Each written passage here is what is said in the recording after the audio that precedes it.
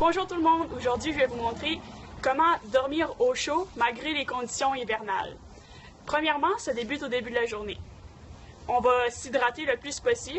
Par contre, on va essayer d'arrêter de boire de l'eau vers l'heure du souper pour pas être obligé d'aller aux toilettes la nuit.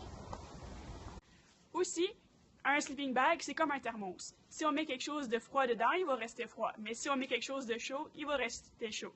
Alors, qu'est-ce qu'on fait avant d'aller dormir? On va réchauffer notre corps.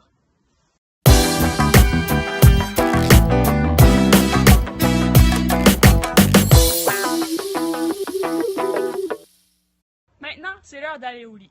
Qu'est-ce que je fais? Je me suis changé dans mon sleeping bag pour me garder au chaud. J'ai mis mes combines de nuit, ma tuque de nuit, des bas secs. J'essaie de me garder le plus possible au sec. Enlever les choses que j'ai mis aujourd'hui pour bouger. C'est vraiment important aussi de mettre son linge qu'on a mis sur son corps pour qu'il puisse sécher durant la nuit. En fond, je les mets dans mes combines de nuit. Je peux aussi les mettre juste en dessous de mon sleeping bag pour qu'ils sèchent avec la chaleur. Mes chaussons surtout.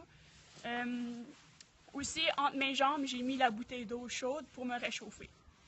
Par contre, la nuit, ce qui est important, c'est que notre corps, c'est comme un poêle à bois. On veut manger, qui est le bois, pour être capable de se réchauffer. Donc, avec moi, j'ai toujours de la nourriture. Si je me réveille la nuit, puis que j'ai de la difficulté à m'endormir, je vais manger, puis après, je vais avoir chaud, puis je vais vouloir me rendormir. Il faut pas oublier, il faut pas s'habiller trop chaud pour pas suer, puis avoir froid dans la nuit. Maintenant, comment on dort dans un sleeping bag? Premièrement, on va ajuster pour que le tout ça soit quand même assez serré pour pas que notre chaleur sorte.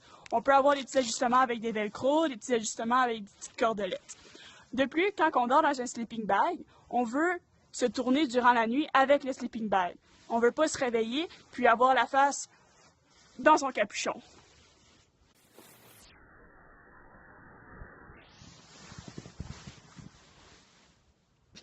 Lorsqu'on respire dans un sleeping bag, c'est important de garder sa bouche et son nez le plus loin possible des parois.